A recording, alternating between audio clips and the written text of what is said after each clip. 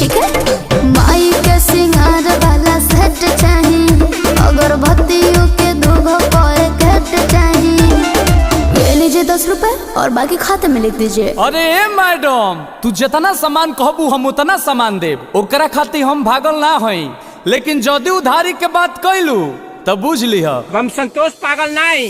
देत बाड़ू हतनिया मांग तारू हतना, हतने पैसा में सामान लेबू कतना, हतने पैसा में सामान लेबू कतना।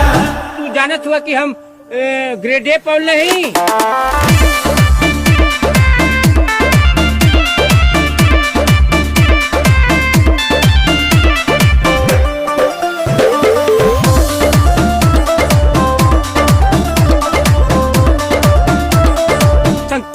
संतोष पागल नहीं। तोरा जस 2-4 गो जस गहकी